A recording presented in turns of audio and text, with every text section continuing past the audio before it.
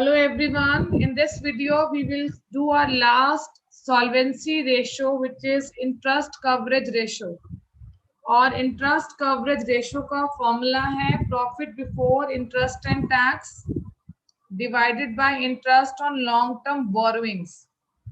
The significance of calculating this ratio is that we want to know कि how much profit do we have to pay our interest on long-term borrowings. That means how much of profit before interest and tax is available to meet our fixed obligation in terms of paying interest on long-term borrowing. This is the only solvency ratio जिसका answer हमारे पास times में आता है.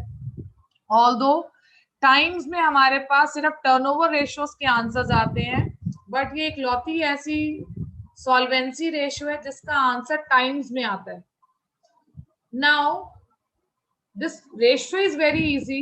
Problem arises जब आपके पास profit after tax question में given होता है और आपको profit before interest and tax calculate करना होता है. Now we know formula profit after tax का it is very easy to understand कि अगर हमारे पास profit before tax given है, अगर हम उसमें से tax को subtract कर दें तो हमारे पास profit after tax आ जाएगा. तो पहला स्टेप क्या है? इस profit after tax के इस फॉर्मूले से we will calculate our profit before tax. और वो कैसे निकलेगा? हम इस टैक्स को यहाँ profit after tax में ऐड कर देंगे, and the moment we will add, we will get our profit before tax. Once you will get your profit before tax, next step is after calculating profit before tax, you have to calculate your profit before interest and tax. तो before interest calculate करने के लिए आपको अपने before tax वाले profit में अपने interest को add करना पड़ेगा. I hope the formula is clear. Derivation of profit before interest and tax is clear. It will become more clear when we will solve question number 61 to 65. अपने पहले question की तरफ बढ़ते हैं. First question is very easy. We are already given net profit before interest and tax and interest on long term debt. तो इस question में तो कुछ भी नहीं करना. We have to simply put these values into our formula. Profit before interest and tax is given 5 lakh. और interest on long term fund is given 1 lakh. हमारा इंटरेस्ट कवरेज रेशियो आ गया 5 times. Now in next question we are given net profit after tax. हमें tax भी given है और interest भी given है. Again this question is very easy. हमें पता है प्रॉफिट आफ्टर टैक्स होता है profit before tax minus tax. So हमने प्रॉफिट बिफोर टैक्स को अज्यूम कर लिया x. We know that the value of profit after tax which is given in the question is 1,70,000. जैसे इस 1,70,000 में मैंने अपना टैक्स ऐड किया 30,000, I got my profit before tax. But मुझे प्रॉफिट बिफोर टैक्स नहीं चाहिए. I want profit before interest and tax. So what will I do? मैं इस अपने profit before interest and tax को कैलकुलेट करने के लिए अपने बिफोर टैक्स वाले टैक्स प्रॉफिट के अमाउंट में इंटरेस्ट को ऐड कर दूंगी. And how much profit before interest and tax we got 2,50,000. और जब मैं इस 2,50,000 को अपने इंटरेस्ट से डिवाइड करूंगी which is already given in the question, I will get my answer which is coming 5 times. दोनों ही क्वेश्चन बहुत आसान थे. ऑलरेडी चीजें हमें गिवन थी. Now moving to our next question, question number 63, जहां हमें net profit after tax given है, डिबेंचर्स गिवन है 6% और टैक्स रेट गिवन है 30%. We know profit after tax का फॉर्मूला अब तक आपको याद हो जाना चाहिए कि प्रॉफिट बिफोर टैक्स में से हम टैक्स को सब्ट्रैक्ट करेंगे. Again I am assuming my profit before tax as x and this tax is calculated on which value? देखो सबसे पहले हमारे पास आता है profit before interest and tax, right. अगर इस प्रॉफिट के ऊपर मुझे टैक्स लगाना है तो सबसे पहले I have to subtract my interest, because we know that interest is subtracted before tax is levied. So सबसे पहले मैंने इंटरेस्ट माइनस किया. When I will subtract my interest, what will I get? I will get my profit before tax. This is profit after interest, but before tax. Now I have to calculate tax. अब आप मुझे बताओ question को देखकर क्या समझ में आ रहा है? टैक्स किस पर कैलकुलेट होगा? पीबीआईटी पर या पीबीटी पर? Yes, tax is always calculated on PBT. PBT का ही हमें परसेंट करना है, whether it is given 30%, 40% और 50%. जितना भी हमें टैक्स कैलकुलेट करना है वो प्रॉफिट बिफोर टैक्स वाले अमाउंट पर ही कैलकुलेट करना है. And once you will subtract your tax, what you will get? You will get your profit after tax. तभी बेटा देखो, जब हमने स्टेप रिवर्स किए तो हमने प्रॉफिट आफ्टर टैक्स में पहले क्या ऐड किया? टैक्स. फिर जो हमारे पास अमाउंट आया that is profit before tax, और उस प्रॉफिट बिफोर टैक्स में हमने इंटरेस्ट को ऐड किया to calculate profit before interest and tax. अब इस क्वेश्चन में हमें प्रॉफिट आफ्टर टैक्स गिवन है, बिफोर टैक्स नहीं गिवन. तो मैंने बिफोर टैक्स को मान लिया x, और मुझे रेट गिवन है 30%. यानी ये जो मुझे टैक्स कैलकुलेट करना है वो किस पर कैलकुलेट करना है? इसी x के ऊपर कैलकुलेट करना है. यानी it will be 30% of x. इसी x का कितना हो जाएगा? 30/100 हो जाएगा. Now we are having our equation in one variable, both are x. अब हम अगर इस x की वैल्यू कैलकुलेट कर लेते हैं, we will get profit before tax. तो देखो, हमने अपने प्रॉफिट बिफोर टैक्स को अज्यूम किया है x. x में से x का 30% माइनस करना है. 30% माइनस करेंगे, यहाँ पर न्यूमरेटर में 1 है, so it will be 100x minus 30x. कितना आ जाएगा? 70/100x.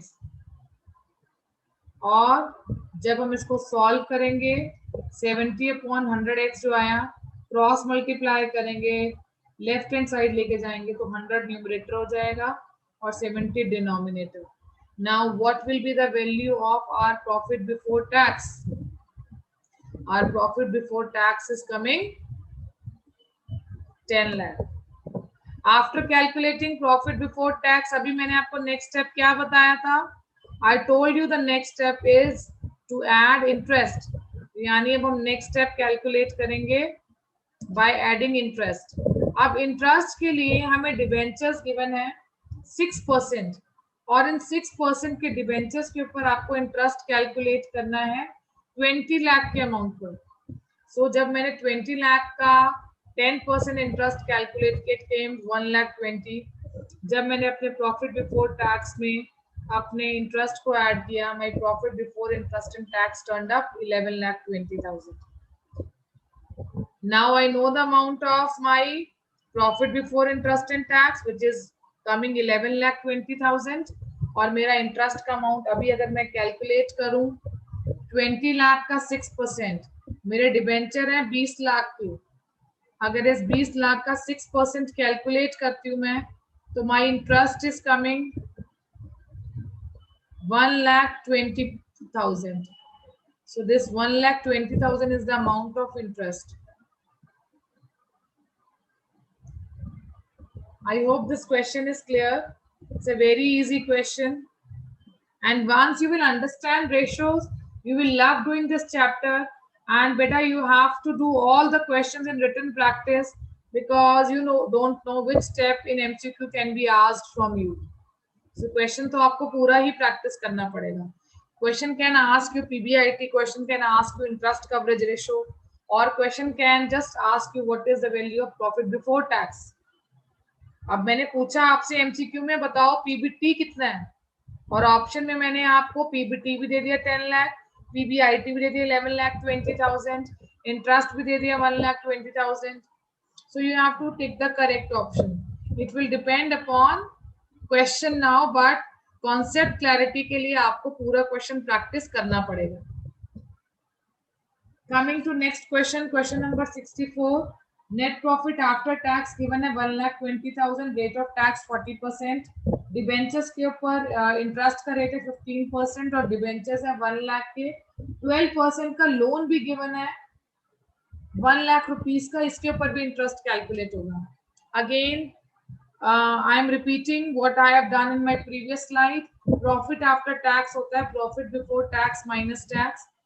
तो ये टैक्स प्रॉफिट आफ्टर टैक्स में हमें ऐड करना है, ठीक है, अगर वैल्यू गिवन होता है, बट यहाँ मुझे वैल्यू नहीं गिवन है, तो मैंने अपने प्रॉफिट बिफोर टैक्स को एक्स मान लिया एंड आई नो कि जो मेरा टैक्स है वो इस बिफोर टैक्स पर ही कैलकुलेट होगा, यानी 40% of this profit before tax मेरा टैक्स का अमाउंट होगा। ये माइनस करने के बाद मेरे पास मेरा प्रॉफिट आफ्टर टैक्स आ रहा है 1,20,000। I know you all are intelligent enough to calculate your profit before tax. When I will solve this, I will get 60 upon 100x.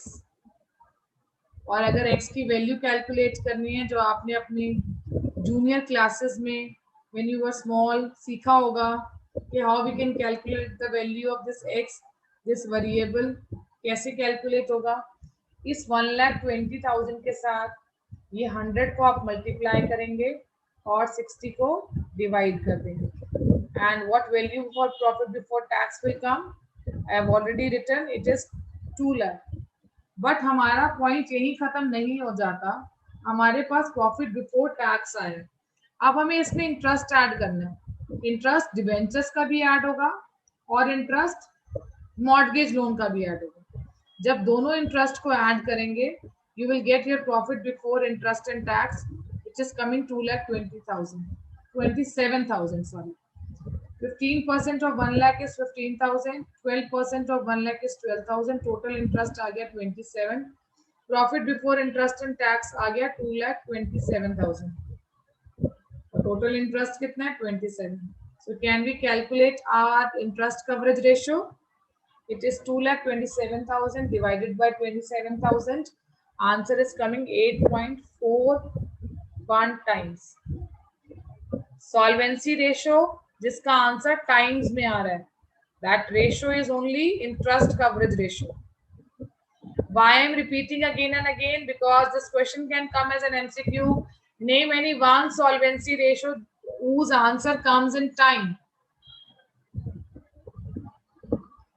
Last question, आपके पास इक्विटी शेयर कैपिटल गिवन है, preference share capital है, debentures है, loan है, interest on loan भी given है, net profit after tax given है। बहुत आसान क्वेश्चन है, net profit after tax given है, आप इस आफ्टर टैक्स में अपने इंटरेस्ट टैक्स को ऐड करेंगे तो you will gate profit before tax.